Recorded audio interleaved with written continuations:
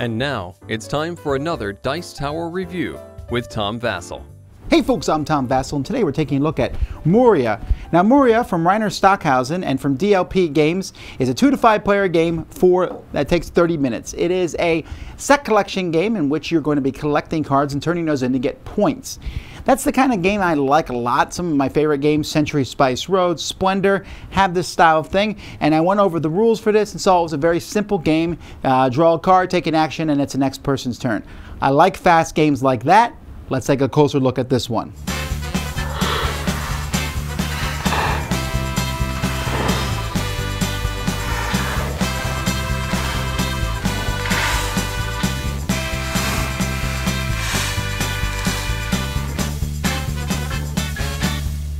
There's one deck of cards in this game. That's the commodity cards, and there are shells and clay and bamboo and fish and wood in various ways. You'll have this placed here with 3 cards face up. Players are also going to have a whole deck here of product cards, and that's going to change based on the number of players in the game. Everyone is going to start with 6 of these commodity cards in their hand, and on your turn, the first thing you'll do is you will draw the top card of the commodity deck and add it to your hand. You then get one action. Actions can be discarding any 2 cards from your hand to take one of these face-up commodity cards and put it in your hand. Or you can buy one of these product cards or one of the 4 piles of tool cards. The piles of tool cards, if I have 3 of the same card, so let's say I have 3 seashells here. I can discard those to take this card, put it in front of me. It's worth 3 points at the end of the game. It also allows me to have an 8 card hand limit instead of 6.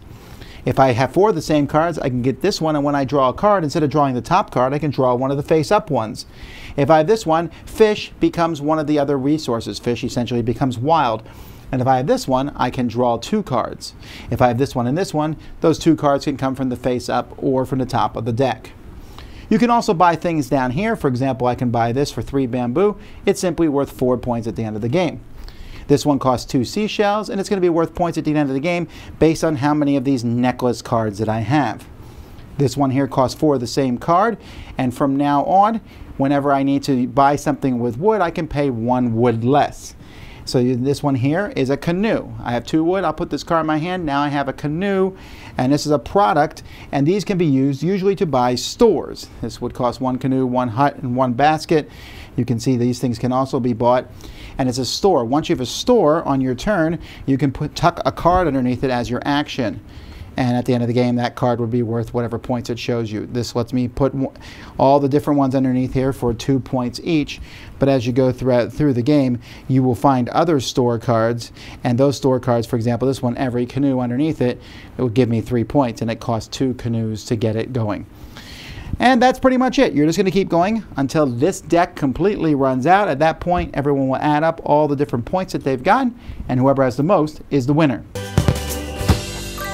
The art in this game is fine. I mean, it's just typical resources. They're very easy to tell apart.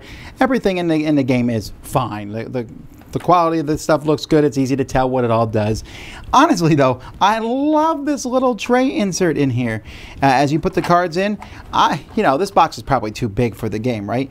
But as you put the cards in here, the different decks, the resource cards in one and the commodities in another, then you could put all the different tool cards here in the beginning. I just like this. This is a really nice way to organize it. So that's the coolest part of this game. The artwork itself is, it's your generic stuff. It's okay. Moorea is an interesting game because if I had reviewed this on paper, oftentimes I'm accused of not playing a game before I do it. And if I had not played Moorea, I might have given it a very positive review because on paper, when I went through the rules, it looks good. Draw a card, upgrade to tools, get some special actions, upgrade to other things. Very simple. Bam, bam, bam, bam, done. The problem is that in practice, as you're playing the game, 2 major problems come out. One is the game is way too long.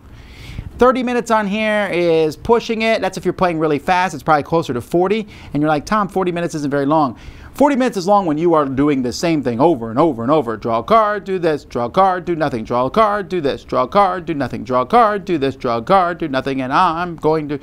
And that product pile seems like it never runs out.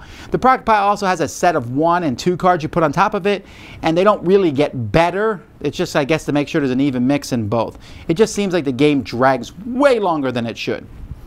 But the other problem, and this is the bigger problem of the game, is that the game does not give any really good choices. Should you, if you get 3 cards of the same type, spend them to increase your hand size to 8? Yes.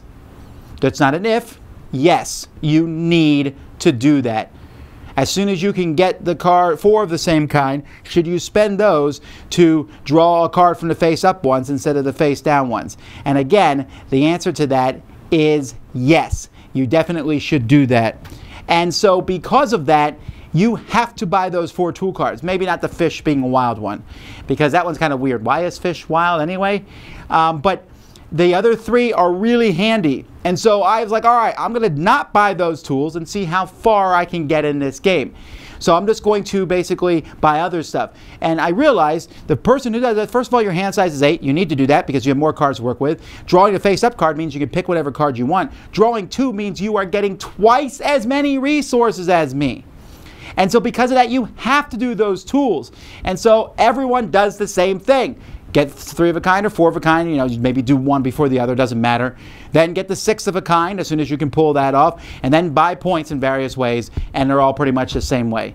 Very disappointing. It's a very linear track. Even games that are similar along this, like with Splendor and other games, have various ways in which you can get points, and so, too bad, because I really wanted to like this game, and it feels like it should play better than it does. As it does, it feels very unassuming in a time frame where there are so many better games that do the exact same thing. So because of that, I can't really recommend Moorea. Dice Tower Judgment, just not interesting enough.